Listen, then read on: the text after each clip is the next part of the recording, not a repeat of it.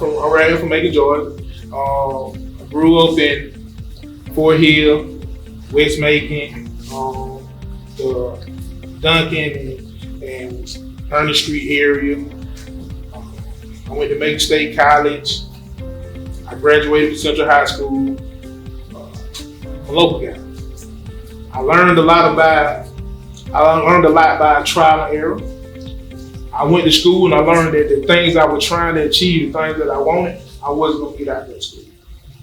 I went to school for business, but I learned that you can't learn about business without having a business, without actually putting your feet on the ground. Because a lot of the stuff they teach you, you're not gonna get until you actually go through it. So once I learned those facts, I actually went out and I started my own business. I've been doing consulting and financial literacy now about 10 years. Within those 10 years, I've started multiple businesses myself, and I've helped people start a array of businesses.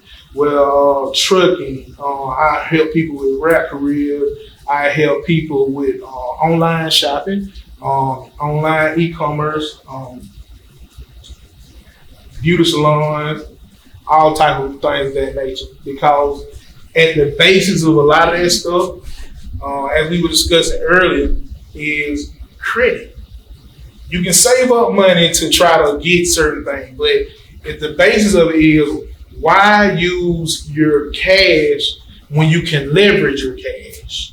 And from the leverage of your cash, if I can have $10,000 and borrow $10,000 and keep my $10,000, I really have $20,000 for spending power.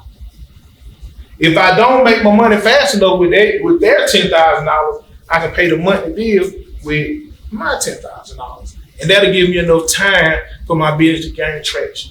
And that's what I want to teach. That's one question right there. Yes. So like even if you got money to start your business, like why would you get a loan from the bank? Either way you're gonna have to pay it back instead of just using your money. So like when you gain money, you won't have to pay it back to the bank. Well,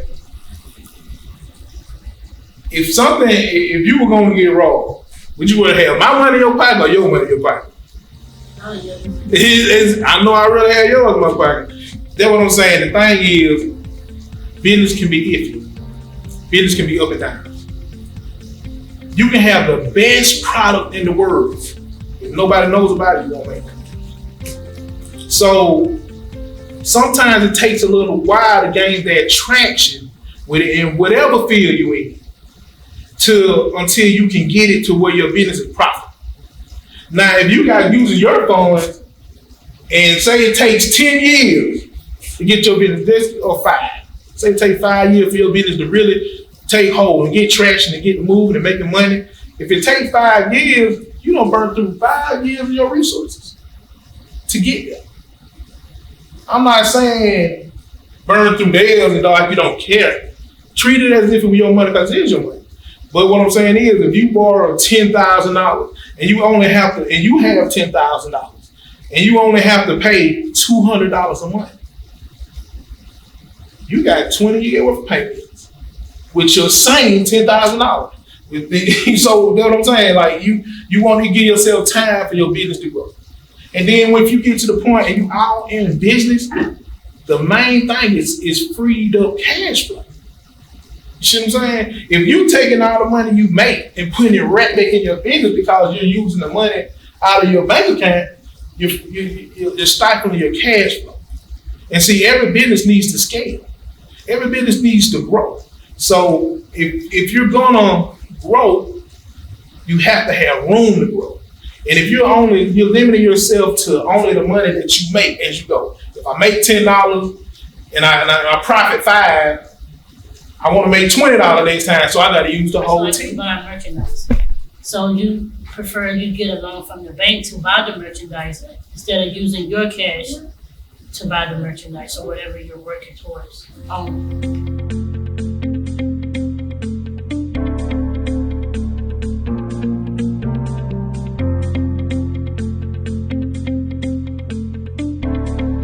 Right now we're going to go with a personal credit because the personal credit is the basis for business credit. And a lot of people don't know that. People have thinking, oh, okay, I just get my business and I get some business credit cards and my business credit grows. But it's kind of not how it works because most businesses, even if you get a business credit card, they don't report to the business credit bureau. So you can have a whole bunch of business credit cards and still not be gaining traction with business credit. So the first thing I want to talk about is to get an accurate report. Most people got Credit Karma. That's just the to-go person. But Credit Karma uses what's called a VantageScore score. No lending institutions, no banks, they don't use VantageScore score. Everybody heard a FICO score, right? But Credit Karma doesn't use a FICO score. And a lot of time when you're trying to figure out, am I ready to go apply for a loan? Because you always want to know where you are before you apply for anything.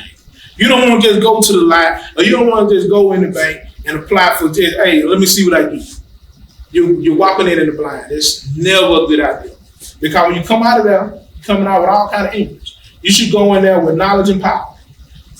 My knowledge is, I know my score, I know what I can get, and that's my power. So now I'm either going to shop with you or I'm going to go down the street and shop with somebody else because I have the power to get what I want from anybody. Now you got to give me a good rate. Now they got to work if you walked in there with power. So before you take any time you go to apply for anything, whether it's a car, whether it's a house, whether it's furniture, know your score, know your real score. Now I have on here a couple places that you can go. I recommend Identity IQ. The reason is Identity IQ allows you to get a free pool once a month. And it's, I think, $35, something like that.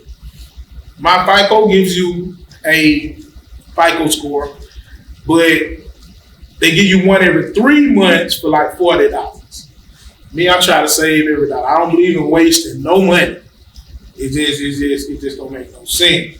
So the other one, you can go to annualcreditreport.com. And as of October the 4th, they were doing one free credit report every week.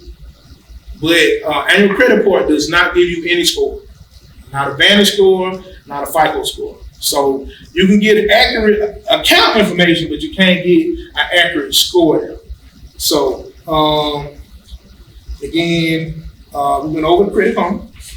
So that's one thing. You really need to know exactly, and the importance of that is you can't know what you need to dispute.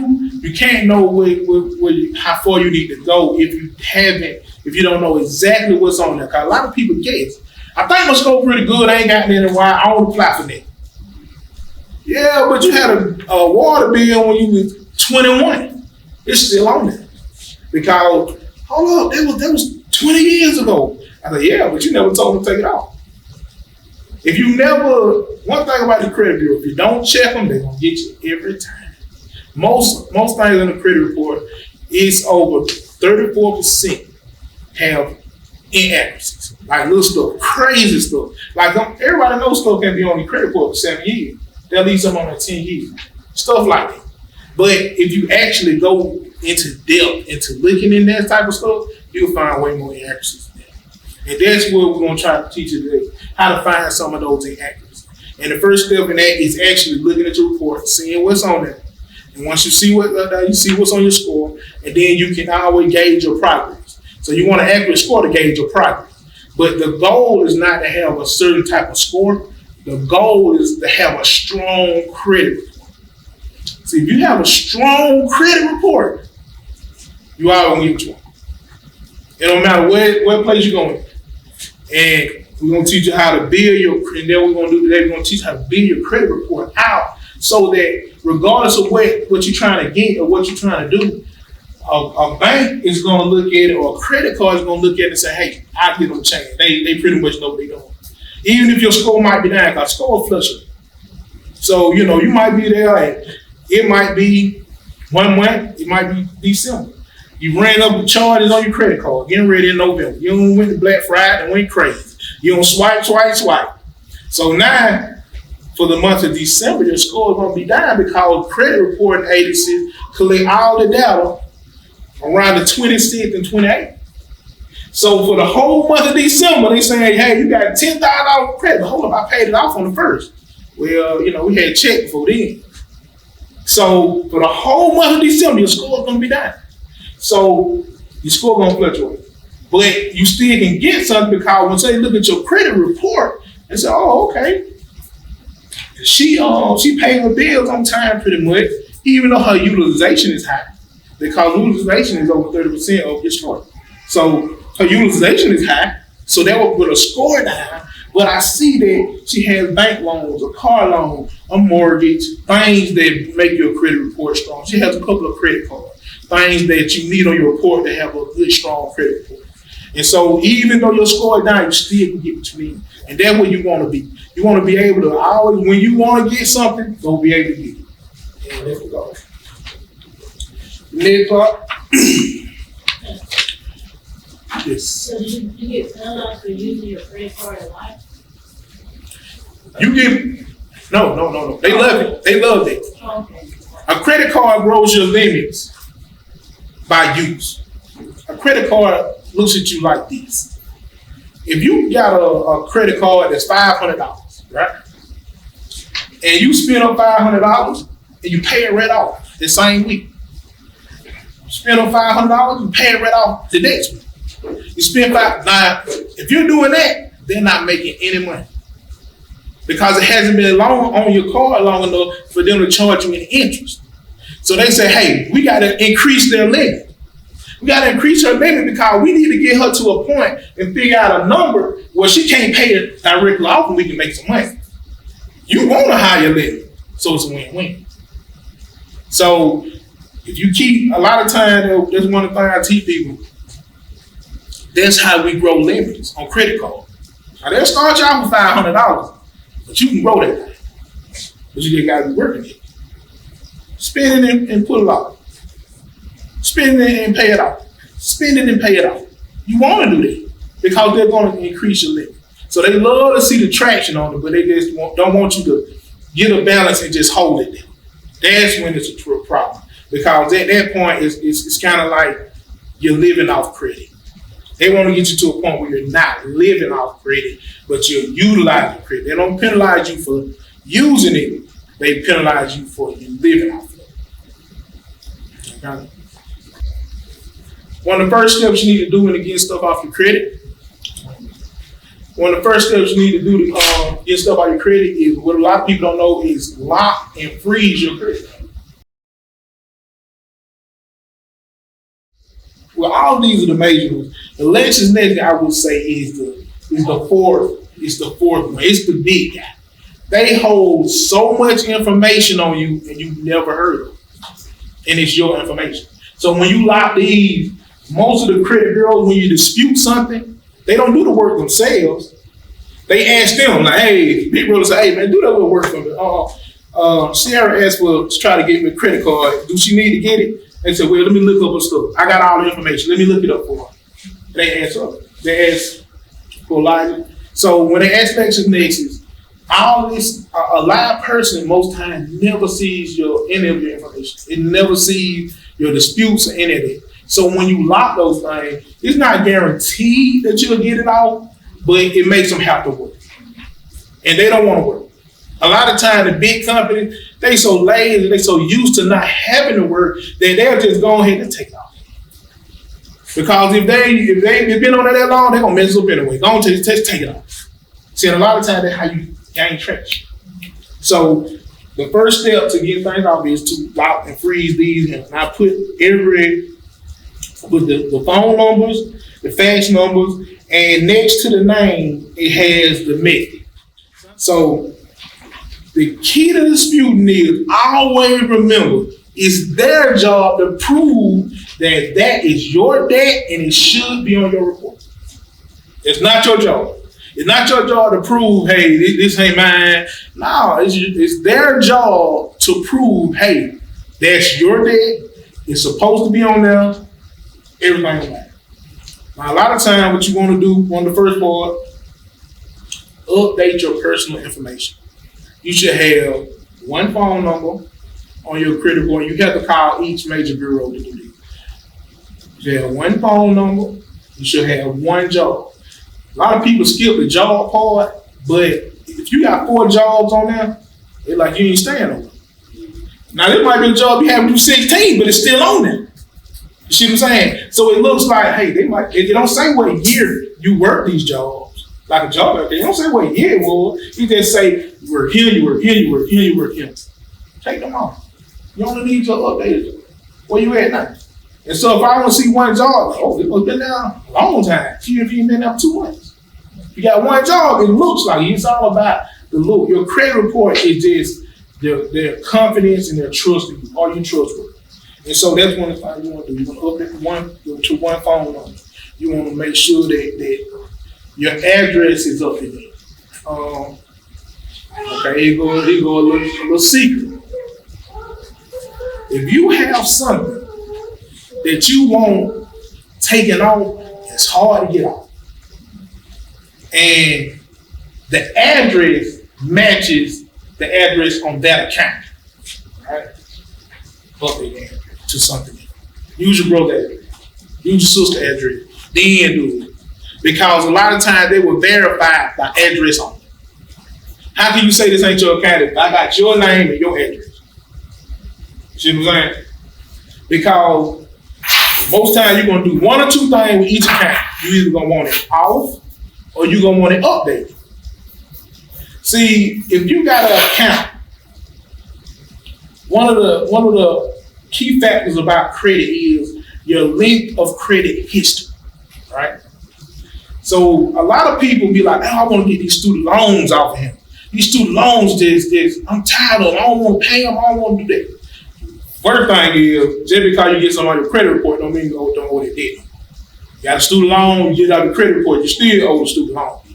So, 2, most times student loans are one of the oldest accounts you have. So if you need a credit report, your average credit should be about 4 years. So if you just not fixing your credit, just not starting, and you got your credit card, not this, that, all that's new. Then it's the average of that. So if I got 4 credit cards in a year, I'm broken down to 6 months. Got 2 credit cards in 1 year. So you're trying to get to 4 years. So a lot of times you have to plan that stuff. So if it's like one late payment, call and ask for forgiveness for it. You know it's your account. You've been paying on it still, so you already know it's yours. But you just want that late payment on it. Because a late payment, it still impacts you heavily up to 12 months. After 12 months, it's not as heavy, but they say it's not as heavy, but it still takes away a couple points. So the first thing you can do is to call, is ask for forgiveness. Hey, I've been a good customer for a while. Can y'all take this off? Get it in writing. Anything you do with them, get it in writing. So when you get to just looking at your account and you planning out your disputes, make sure that's one of the things that you put into consideration. Do I want to keep this account? It only has one late. Do I want to take it off because of one late payment when it's got 8 years? It was something I had when I got straight out of high school. I went to school and got a loan my first semester. It's been 10 years ago. So that's giving you all of your age. You might not want to take that off. I could put them in deferment and it not be as impactful on my credit. So those are the type of things you need. A lot of people have different type of levels, dispute levels they use. A lot of people like the 609 level. It's pretty good. Y'all can hear 609 level. 609 level. Okay, a 609 letter is basically a letter telling the bureau, verify this debt is mine. Prove it's mine. A lot of time they can't do it. So I put in here, if you get one of those letters offline, you can Google 609 letter, you can Google 611 letter, but I tell you about those same systems we were talking about earlier. LexisNexis, they have a system that before they get to them called eOscar. eOscar, every letter you get, they run it through there. One of its major jobs is to weed out credit repair agencies. So if your letter is the same letter There's a million other people that came through here. They said, "Oh, that's a credit repair agency. That's theirs," and they're gonna instantly disregard your dispute. It never gets seen by anybody. It never gets reviewed. Nothing. You be like, "Oh, they keep saying it's verified." It ain't verified. You took you got a template offline on Google. You filled in your name. You sent it in, and it kicked it out. It's exactly how I did. So what I gave you here is the template where you can write your own. Tell you how to write your own because you want it personal. You want to don't use spell check. Don't use spell check. Misspelled word means it's not a computer. So that'll kind of keep it in the hands of a live person sometimes. So what I gave you is stuff to get you make your own what's called a 611. And I even put the law in there for you. So the rights you have is all in the Fair Credit Reporting. So in here, the first thing you need is what you asked for in the letter. I would like a copy of the original signed contract or agreement between this company and you and all documentation associated with this account. A collection agent ain't gonna know it. They might have a couple pieces of paper, a couple of bills where you miss. They are not gonna have a copy of the original signed document agreement between you and the company. And know why they not gonna send it to you if they do? Because they don't have their name. You proving your point.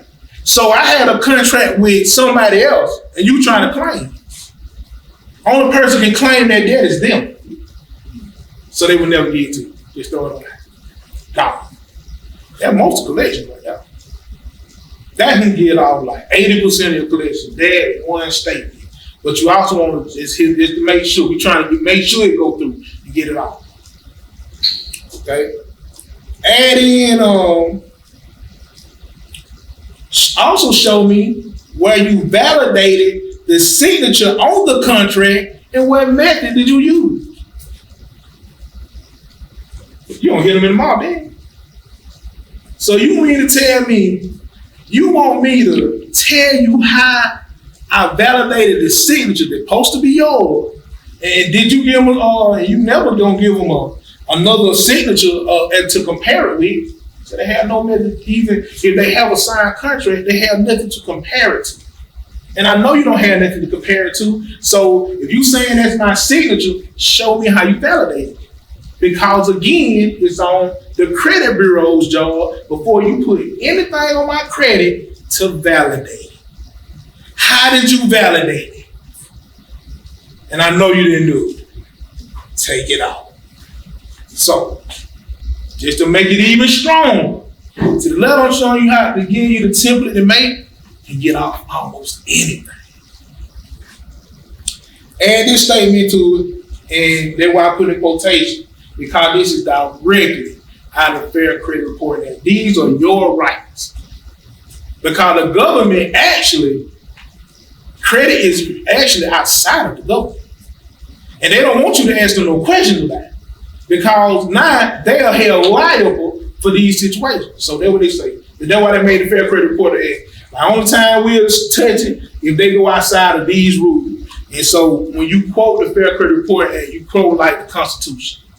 And then it was saying 611 states that any information is disputed, is found inaccurate, incomplete, or cannot be verified, the Consumer Reporting Agency shall promptly delete this item.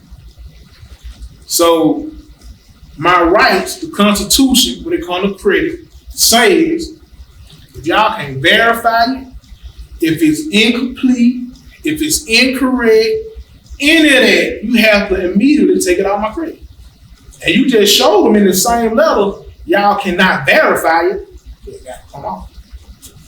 Got to come on. Make sure when you do your letter that you add the description exactly as it's shown on that particular credit bureau. Sometimes they have different numbers, or they might add an extra letter, and you just might be, You might put it the same, it's the same account number. They might add a letter or add a star or something like that. So you might do it the way, like on TransUnion, you might put it the same way on Equifax. It's not exactly the same. They're going to say, we don't recognize that account, and throw your letter out. So you want to make sure you put it exactly as that credit reporting agency has it on your account.